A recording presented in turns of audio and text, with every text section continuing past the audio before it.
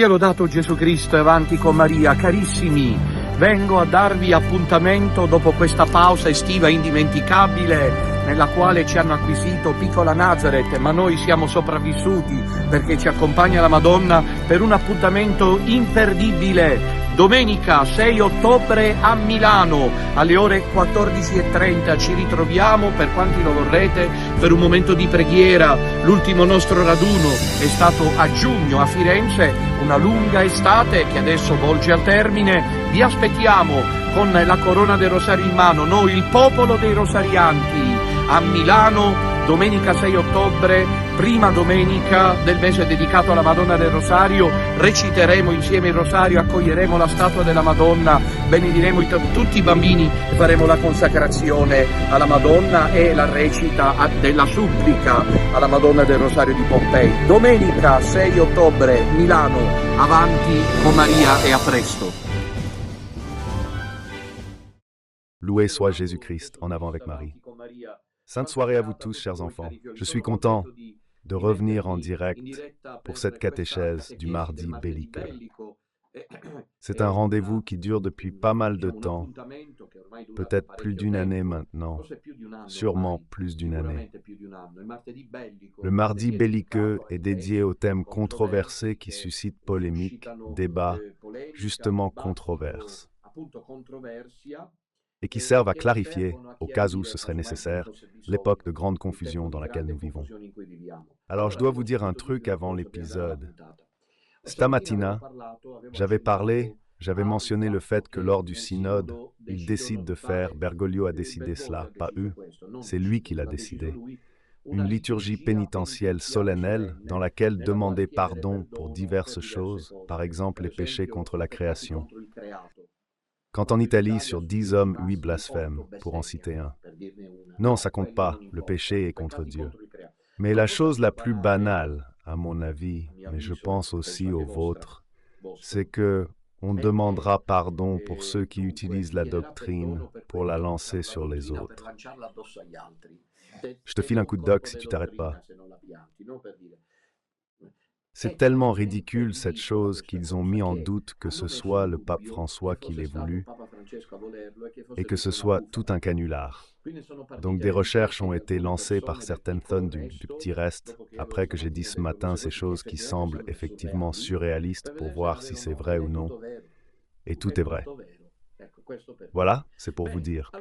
Bien, alors nous en sommes, je crois, au 4e épisode de mon livre La farsa Chiesa il suo destino. Le voici, il sera disponible à Milan en 2e édition, mise à jour dans la préface, mais le livre date de 2017 et nous en sommes essentiellement là, malgré le fait que 6 ans et demi se soient écoulés. Il n'y a rien de particulièrement nouveau, malheureusement pour nous, voire il y a quelque chose de pire qui est justement l'avancement de l'hérésie et de l'apostasie. Le thème de ce soir est très important, je vous renvoie pour approfondir à mon livre. Aux pages 36 suivantes intitulées « La dialectique infondée entre parole et Eucharistie ». Je voulais rendre le titre un peu plus attrayant parce que le titre est « La primauté dans l'Église et la parole ou l'Eucharistie ». Alors, ce que nous voulons aborder ce soir est un sujet important, c'est-à-dire que nous savons que, du point de vue de la foi catholique, il existe ces deux pôles, appelons-les ainsi, non opposés, disons-le tout de suite. Voglio subito dirvi che il titolo è assolutamente infondato. Il primato ce l'ha la parola e l'Eucaristia. È una non domanda, come ora vedremo. Qu'est-ce que c'est? Nous ignorons le mot. La parola è la parola di Dio. En effet, c'est écrit avec un P majuscule, c'est-à-dire tout ce qui est contenu dans la révélation divine, qui nous est transmise aussi à travers, je vous le rappelle, la tradition. En particulier dans les 72 livres canoniques de l'Ancien et du Nouveau Testament, et tout particulièrement avec les 4 évangiles. C'était la parole de Dieu qui, comme l'enseigne l'Église, est norme, normante, non normée. Jamais on ne peut aller au-delà de la parole de Dieu dans aucune formulation. Dans mon livre, je le mentionne, je vous le dis en avance, Un exemple frappant est la communion des divorcés remariés. Quand on interviewe le général qui est encore actuellement celui des jésuites, cela vous montre à quel niveau ils sont tombés. Père Sosa, le journaliste à propos de la communion des divorcés remariés, lui demande « Père, le pape François a apparemment décidé, car ce n'était pas encore clair, de donner la communion aux divorcés remariés. » Et le journaliste, manifestement préparé, cite le texte de la parole de Dieu, donc la parole de Dieu, de Matthieu 19, où Jésus dit que celui qui répudie sa femme et en épouse une autre commet un adultère. Alors il est dos au mur. Qu'est-ce que le supérieur général des juges doit dire? C'est sûr. Je ne sais pas pourquoi le pape François fait ça. Il ne peut pas. Prêt? Faut faire gaffe, ce n'est pas optionnel, ça. Ce que je dis, c'est pour tous les unacumes qui disent que puisque ce n'est pas ex cathedra, alors on peut ignorer le pape François. Non, ce n'est pas une option, parce qu'ici c'est mis. Si ce n'est pas le problème de l'ex cathedra, je le dis à la Lanciotti, à tous ceux qui sont du monde unacume, Père Serafino, Lanzetta, tout cela, et je ne cite pas les autres noms parce que je n'ai pas le temps, qui disent bon, il ne parle pas ex cathedra, donc nous ne sommes pas obligés de le suivre. Attention que s'il ne parle pas ex cathedra, cependant, cela touche le fondement de la norme normante et non normée.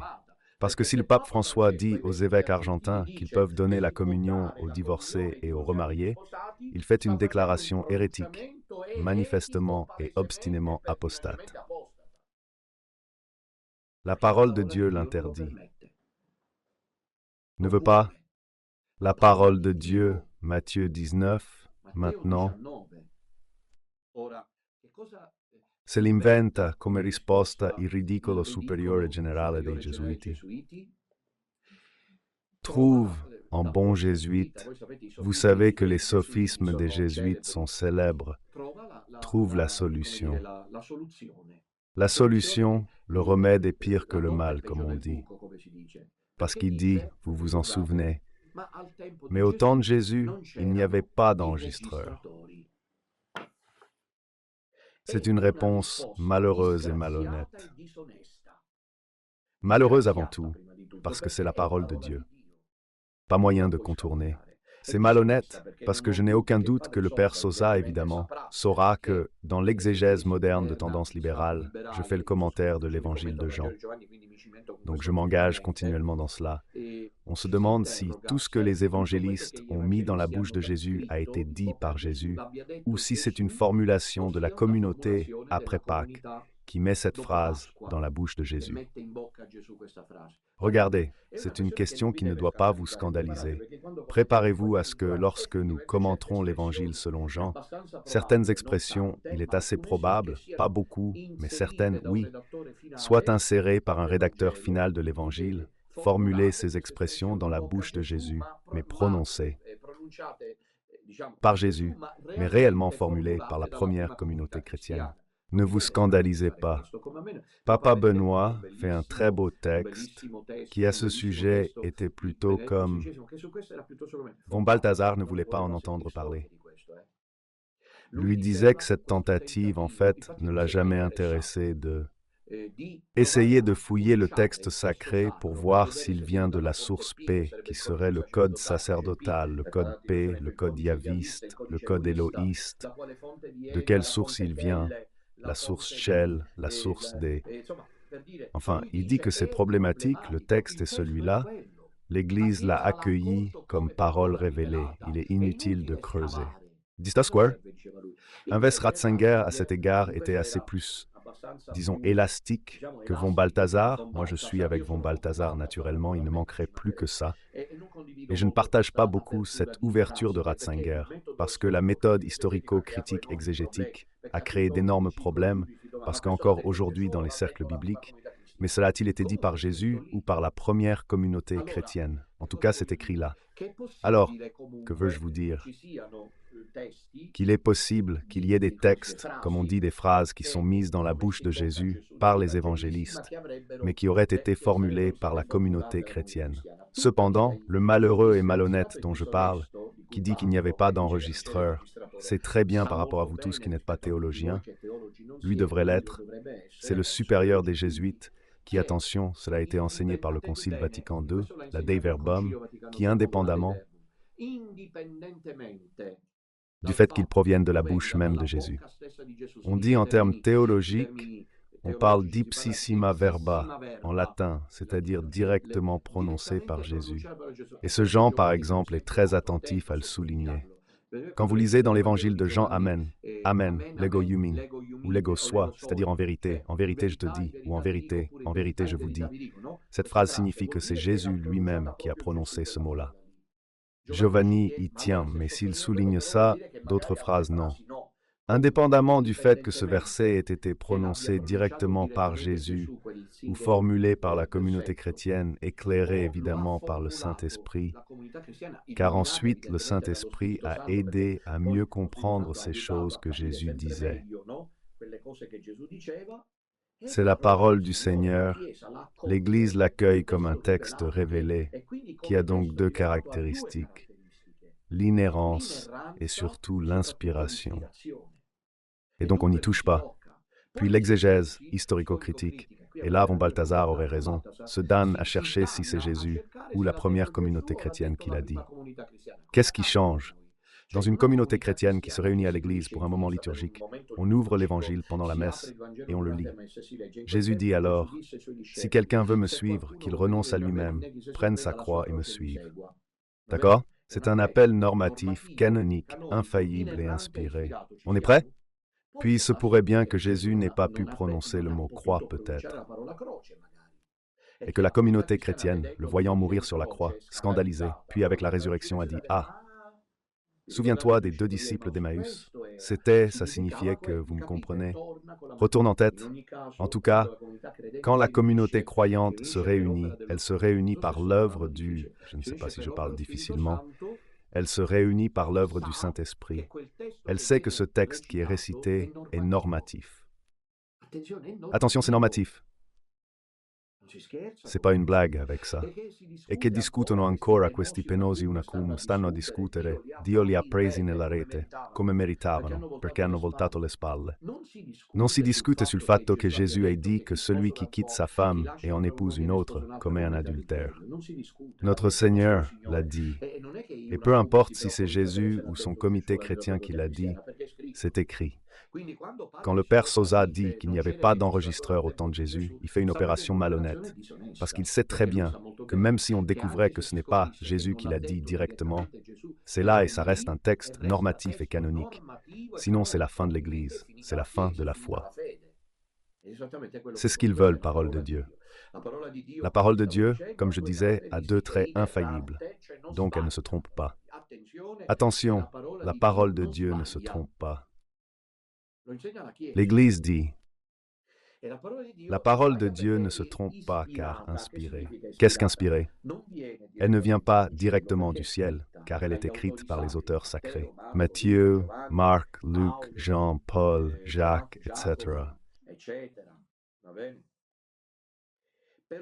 Mais il dit, comme nous le verrons maintenant, le Concile Vatican II, qui est Spiritus Sancto dictante, cette expression de verbum est magnifique.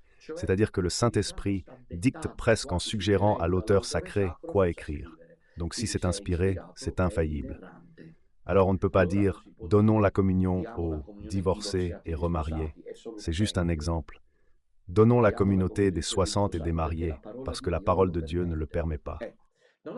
D'une part, la parole de Dieu vous dit « La parole de Dieu nourrit la vie du croyant ». Je fais un résumé de mon livre, car pour le livre, vous êtes habitués, vous le lisez et je le commente, disons, largement. Sinon, c'est trop ennuyeux. Pourquoi les écrire si je dois les lire? Pas besoin de catéchèse. C'est le don Minutella. Je lui écris et puis les commente sans citer même un mot. Alors pourquoi les écris-tu? Bon, je ne le sais même pas moi. Donc la parole de Dieu nourrit la vie des croyants. Il est impensable, dit Von Balthasar, d'avoir une spiritualité chrétienne en dehors de la parole. Nous devons toujours être attentifs à cela, parce que nous pouvons courir le risque de nous créer une spiritualité qui n'adhère pas à la révélation biblique. Faccio un esempio. Aujourd'hui, il est très répandu dans les cercles chrétiens de rechercher le bien-être, le wellness, c'est-à-dire se sentir bien. Et donc, disparaît le thème de la suite, du martyre et de la croix disparaît, il n'y a plus. Est-il envisageable un procédé similaire? Évidemment, non. Il ne peut y avoir de spiritualité chrétienne qui ne soit fondée sur la parole de Dieu. Nous devons nourrir de la parole de Dieu. Les moines médiévaux utilisaient l'expression ruminatio. Vous savez, la vache mange l'herbe, et puis la rumine. La garde continuellement dans la bouche, la mâche, puis l'avale, peut-être ensuite la régurgite et la mâche à nouveau. Non? Voici belle image. Le reflux n'est pas agréable, surtout pour quelqu'un qui souffre de remontées acides. Mais je fais référence au fait que tu as toujours la parole de Dieu à la bouche, mais c'est le cœur qui la mérite. Eructavit cormeum verbum tuum domine dit sum dans la Vulgate. Eructavit cormeum verbum tuum domine. Mon cœur, littéralement Seigneur, a éructé ta parole. Nous devons tellement nous nourrir de cette parole que nous l'éructons, comme quand on mange et qu'on éructe. L'image est celle-là. C'est fort, je sais manger, mais c'est beau, percutant. Si nous sommes vraiment de bons chrétiens, nous nous nourrissons de la parole de Dieu. L'Église mère nous offre des moyens de nourrir la parole de Dieu. Comment? Voyons ça. En tout premier lieu, en attribuant, attention, l'indulgence plénière quotidienne. Cela signifie que si tu le fais, tu vas directement au paradis, à celui qui lit chaque jour pendant une demi-heure la parole de Dieu. Saviez-vous? Je l'ai dit plusieurs fois, prends la Bible seule, même sans la comprendre, lis-la environ une demi-heure, 23, 25 minutes, même une heure, c'est l'effort qui compte. Tu obtiens, par l'Église, l'indulgence plénière. Toutes tes dettes envers Dieu sont effacées. Ce qui montre à quel point la lecture de la parole de Dieu est importante. Ce n'est pas un hasard que, par exemple, cette parole de Dieu dans la vie des prêtres, des consacrés, des religieuses, etc., rythme la journée. Pourquoi? Parce qu'il y a les 5 heures canoniques, qui sont l'office des lectures, les laudes, l'heure médiane, les vêpres, les complis, les religieux pas tous, ceux des observances, comme on les appelle, oui, observances, restent fidèles aux 7 heures canoniques parce qu'il y a tous les 3 moments de l'heure médiane, tierce, sexte et none. Il y a même ceux qui font aussi la première heure, l'heure première. Bon, en tout cas, c'est structurer la journée. Je l'ai fait donc, je m'efforce d'être fidèle. Et c'est la parole de Dieu, ce sont les psaumes. Il y a beaucoup de paroles de Dieu. C'est très beau. La nuit, tu vas te coucher et il y a toute la parole de Dieu, les psaumes, Jérémie. Demain matin, il y a l'office des lectures, le livre de Tobie. Puis il y a les laudes, tu comprends? La liturgie des heures, comme on l'appelle, ou si vous préférez l'office divin, est une nourriture de la parole de Dieu.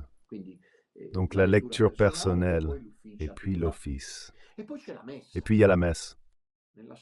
Dans la Sainte Messe, toujours, chaque jour, il y a la lecture apostolique dans le Vetus Ordo, et puis il y a la lecture évangélique.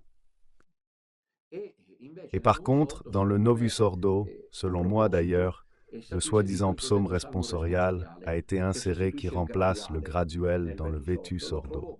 Je trouve beau le psaume, parce que ainsi les fidèles participent à la messe. D'ailleurs, on verra ça plus tard. Qu'indiquant que la Sainte Messe t'offre la parole. Puis il y a le sermon, la prédication, des prédicateurs que Dieu commande, pas ceux qui se demandent s'il y a un magnétophone ou non, et qui parlent du pape François et ne parlent plus de l'Évangile. Mais le prédicateur, qui est-ce? Celui qui annonce l'Évangile, la parole de Dieu. Les cercles de Dieu, je faisais ça à la paroisse. Mes fidèles ici le savent. Je me souviens de l'année Paul instituée par Benoît XVI. Nous nous installions en été à l'extérieur, là dans la paroisse, et sous le ciel étoilé, je faisais des commentaires sur les actes des apôtres, sur les lettres de Saint Paul. Puis j'ai commenté l'Apocalypse, j'ai commenté l'Évangile. Enfin, ce sont ces cercles bibliques.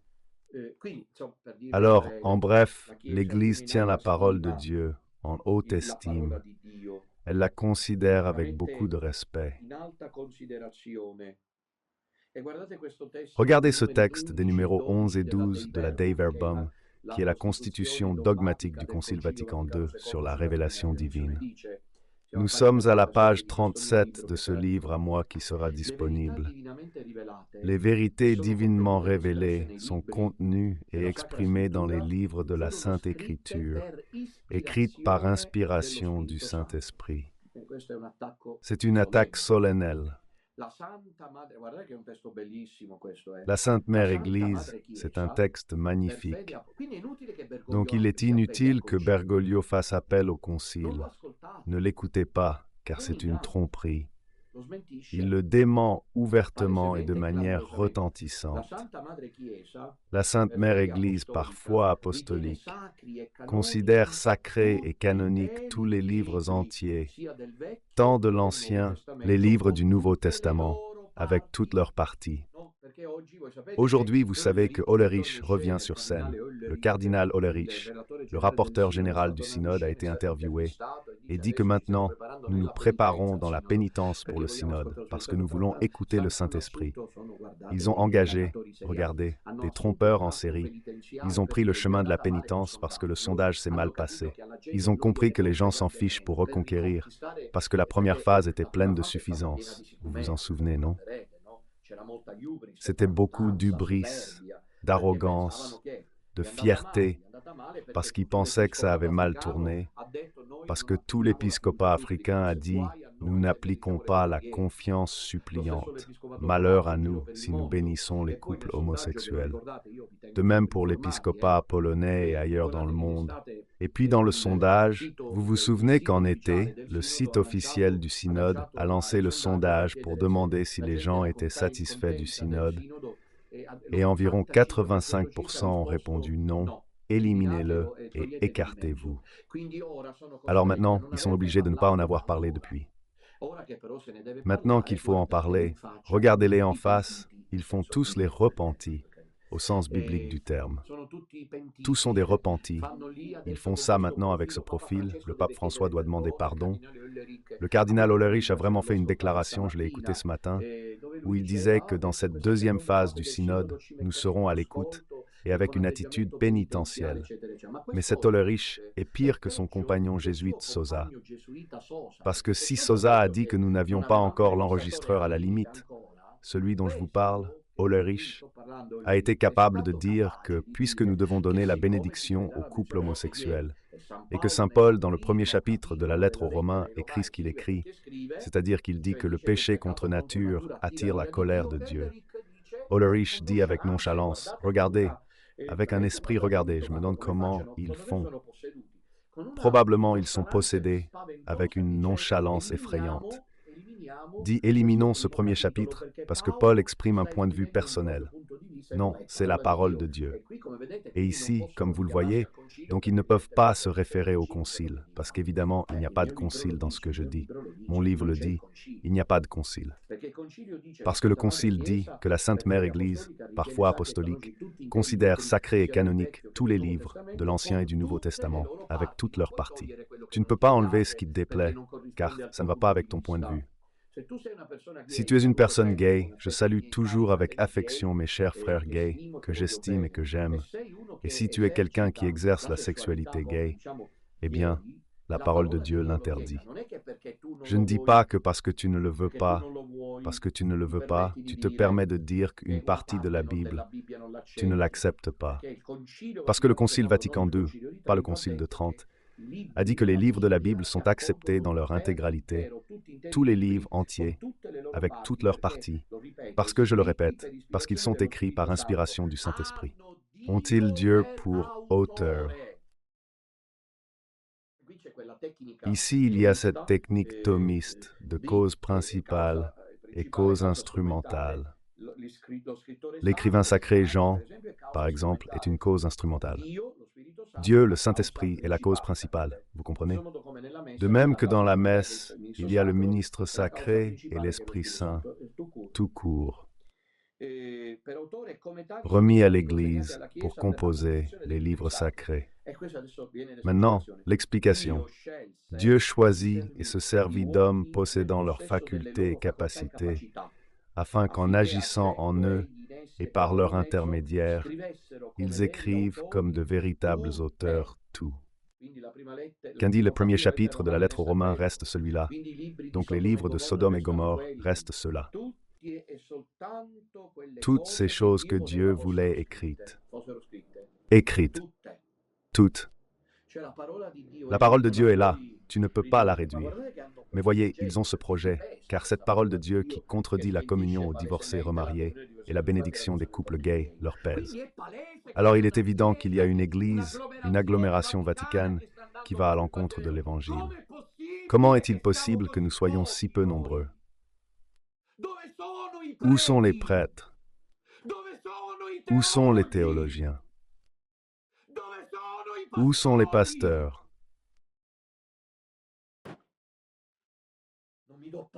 Pas moyen. Je n'accepte pas. Où suis-je?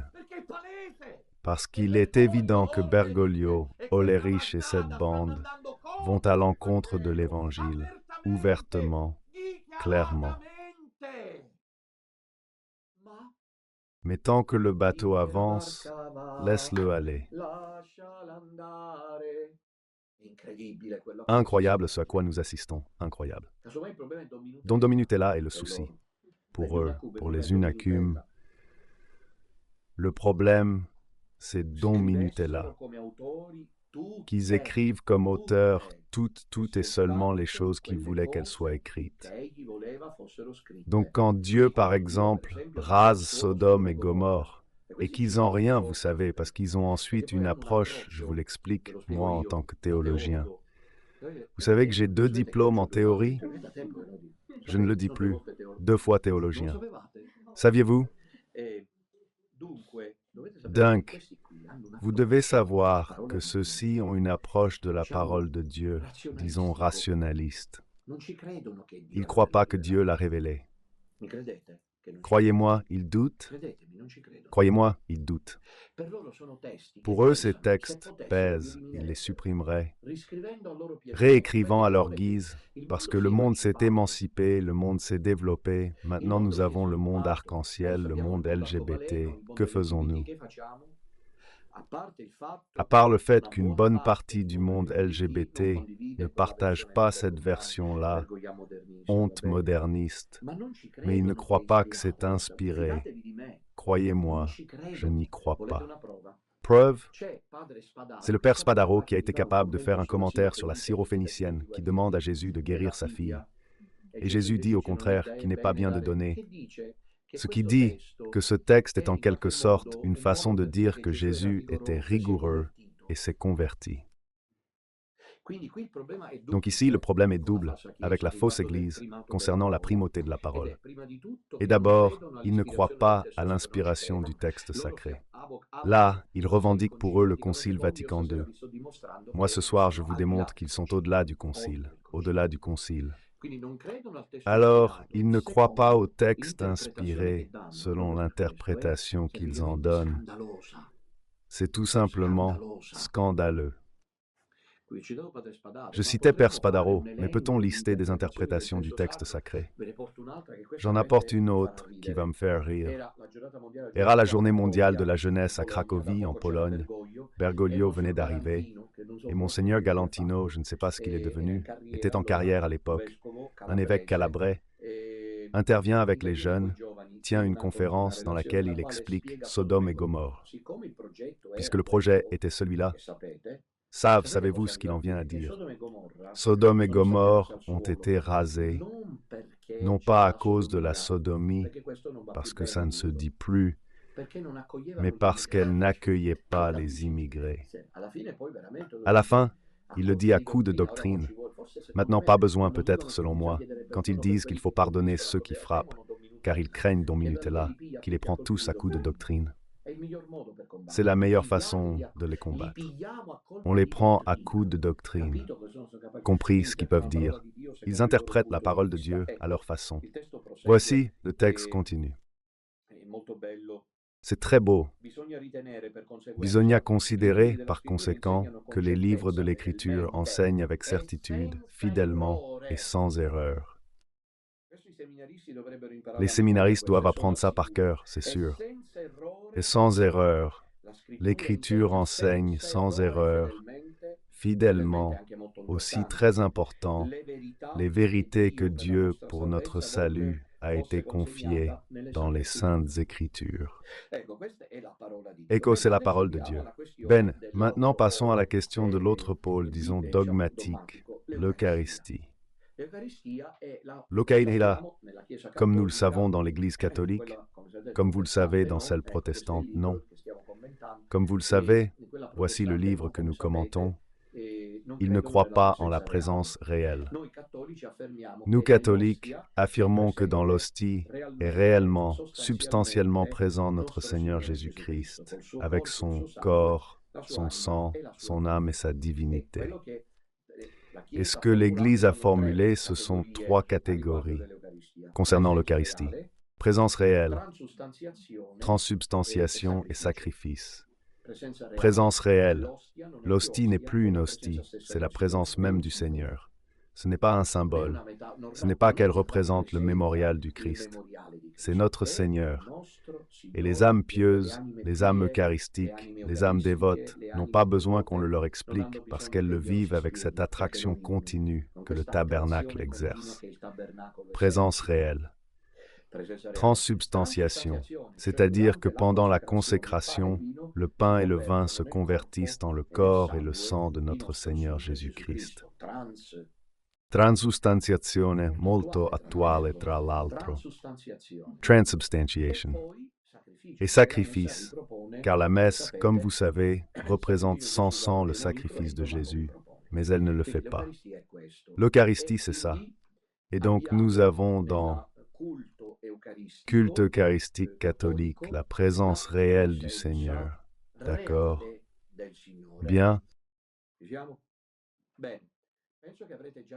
Pense que vous aurez déjà remarqué une distinction non formelle, mais je dirais substantielle. C'est-à-dire que seul dans l'Eucharistie, il y a une présence réelle du Seigneur. La parole de Dieu ne donne pas la présence réelle du Seigneur. C'est un document voulu par Dieu qui nous enseigne le chemin pour aller au ciel. Prêt? Mais alors, pourrions-nous dire qu'à ce stade, l'Eucharistie a la primauté par rapport à la parole? La Chiesa m'ha insegnato che c'è un primato eucaristico rispetto al primato della parola. Nous sommes à la conclusion maintenant. D'après vous, ça devrait être comme ça, non? C'est-à-dire, si c'est vrai que dans l'Eucharistie, il y a la présence réelle, il devrait être clair que puisque dans la parole de Dieu, il n'y a pas de présence réelle, l'Eucharistie a la primauté. On est d'accord? Et pourtant, l'Église, tout en le laissant entendre, recommande maternellement l'équilibre. Dis ce que je veux dire. Passé récent. S'il y avait beaucoup parlé de la possibilité de ce slogan, plus de paroles, moins de messes, vous vous souvenez? Plus ou moins c'était au début du pontificat de Bergoglio, du pseudo-pontificat de Bergoglio. Plus de paroles, moins de messes. On a pensé à commencer à remplacer la messe, comme il n'y a pas de prêtre, par la liturgie de la parole.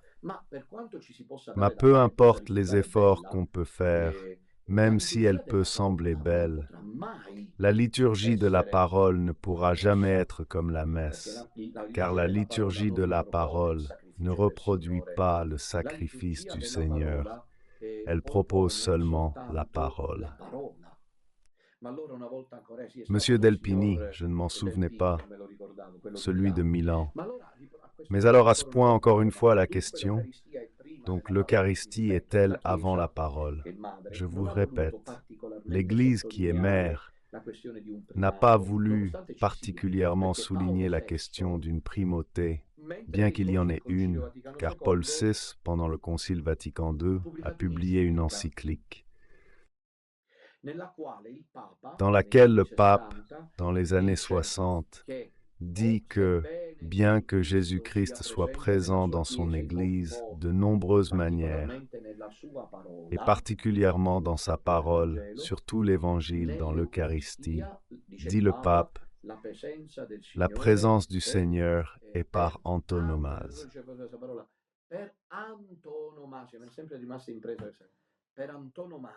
Par antonomase, c'est présent, c'est-à-dire que comme il est présent dans l'Eucharistie, il n'est pas présent dans la parole. Et ici, je voudrais arriver à la conclusion. Cependant, l'Église qui est mère enseigne qu'une Eucharistie dont nous nourrissons et qui contredit comme assemblée liturgique ouvertement la parole de Dieu, à qui cela profite-t-il? À qui cela sert-il?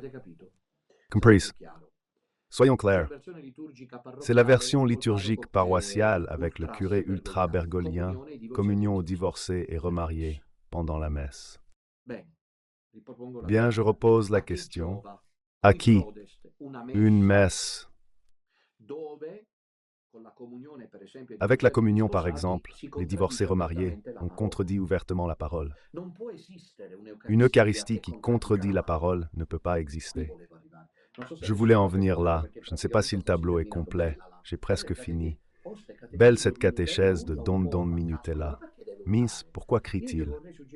Je voudrais lui suggérer de ne pas crier, tu comprends? L'Eucharistie, le culte eucharistique, quand il est authentique, ce qui ne signifie pas si le Seigneur est présent ou non, car nous le savons, ne peut pas contredire la parole. Parce que si elle la contredit, cela devient un gros problème. Von Balthasar a réalisé une étude dans laquelle il réexamine, pendant les années de plomb, on pourrait les appeler ainsi, du post-concile, le culte eucharistique, surtout la Sainte Messe, comme sacrifice du Christ. Très beau, je le propose parfois. Dans l'une des monographies, je crois que c'est Spiritus Creator, que s'appelle ainsi la monographie, il y a une belle contribution énorme sur l'Eucharistie comme sacrifice pascal du Christ. Cependant, il réfléchit, et je résume. Lui dit, nous catholiques à cause de Luther, parce que Luther, vous savez ce qu'il a fait? Il a réécrit la Bible en enlevant ce qui ne lui plaisait pas. Avec une arrogance luciférienne, il l'a traduite lui-même en allemand. Donc sans se confronter, parce qu'il était doué, il savait tout, il a traduit la parole de Dieu du latin en allemand. D'accord? Et il a fait de la parole le contenu central de l'Église réformée, éliminant à peu près le culte eucharistique. Évidemment, à juste titre, dit von Balthasar, le catholicisme romain tridentin anti-luthérien s'est trouvé contraint en revanche de souligner quoi? La centralité de l'Eucharistie. Nous y est? Balthasar dit que cela a été bien pendant des siècles, c'est-à-dire reprendre en main les pasteurs, avec le magistère, la parole de Dieu, et ne plus la laisser à l'interprétation libre, comme l'a fait Luther, le moine Luther, qui a causé les dommages qu'il a causés. L'Église préoccupée a dit un moment la règle de foi, c'est nous qui la gérons, donc c'est nous qui interprétons la parole de Dieu. Nous, je ne sais pas si vous me suivez. Von Balthasar dit que maintenant est venu le moment dans la saison du post-concile, et je suis d'accord avec lui, que cette préoccupation qui existait après Luther, aujourd'hui, l'Église catholique ne doit plus en faire une obsession. Elle ne doit plus se laisser obséder par cela. C'est-à-dire qu'il est temps, en gros, de diffuser à nouveau la connaissance de la parole de Dieu. Et il cite ce texte d'Osée. « Voici, je mettrai de nouveau la faim dans mon peuple, non pas la faim de pain, mais la faim de ma parole. » Von Balthasar espère un temps de faim de la parole. Et vous voyez comment va le monde, comment il se nourrit de l'Eucharistie. De même, on se nourrit de la parole. Et on ne peut pas se nourrir de l'Eucharistie si on ne se nourrit pas de la parole. Quelqu'un qui va toute la journée à l'église et fait chaque jour, maintenant je le traduis, fait chaque jour la communion, et puis est en colère contre le monde entier, je le traduis, quelqu'un qui va chaque jour à la messe, fait chaque jour la communion, et puis déteste, maudit, en veut au monde entier, ne pardonne pas, fait l'usurier, vous savez? Non, c'est pas que l'âme est sauvée, c'est pas que la messe te mène automatiquement au paradis. Jésus l'a dit, Et ici, nous sommes à la conclusion. Dans le Sermon sur la montagne, Jésus dit que ce n'est pas quiconque me dit « Seigneur, Seigneur » qui entrera dans le royaume des cieux, mais celui qui fait la volonté de mon Père. Et comment connaissons-nous la volonté du Père? Dans l'Évangile, dans la parole de Dieu. Alors nourrissons-nous en perso et en groupe. Même le petit reste doit être une réalité qui vit de la parole de Dieu. Pourquoi vivre seulement de l'Eucharistie? Je me souviens dans ma paroisse, il y avait une dame, mais vraiment bien âgée, je ne sais pas si elle est encore vivante, qui avait sa place, mais d'une pieuse, d'une dévotion, d'une piété eucharistique incalculable, malgré son âge avancé. Elle se mettait à genoux, priait, etc. Bien, malheur à qui prend sa place. Je suis tombé sur une scène, on m'a dit que j'avais du mal à y croire et j'ai été scandalisé par une qui se nourrit chaque jour de Jésus et agit ainsi. Quand Jésus dit dans l'Évangile, « Choisis la dernière place », elle est arrivée en retard, la place prise, elle a fait lever la personne en criant, car c'était sa place. Scusa, chi ti dà l'Eucaristia quando ti comporti così? Un seul exemple.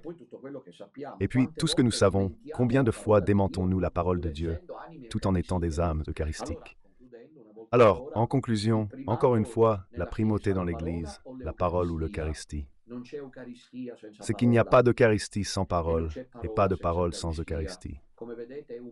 Comme vous le voyez, c'est un polarisme unificateur qui fait la différence, car nous sommes appelés à nous nourrir de l'Eucharistie.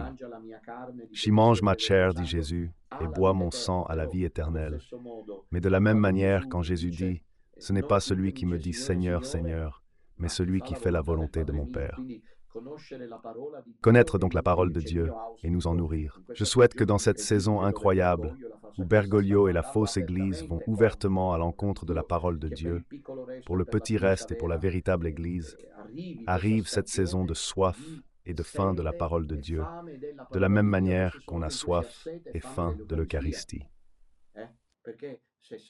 Si tu es une âme eucharistique, mais que tu ne vis pas la parole de Dieu, tu es incomplet. Et vice-versa, naturellement. On le voit avec les églises de la Réforme, où il y a un culte de la parole extraordinaire. Parfois, c'est un plaisir d'écouter les pasteurs pentecôtistes. Parfois, je les écoute et je me dis, si nous, prêtres catholiques, parlions ainsi, mais ils n'ont pas l'Eucharistie, ils n'ont pas le sacrifice du Christ. Donc l'un et l'autre vont ensemble. Loué soit Jésus-Christ et en avant avec Marie.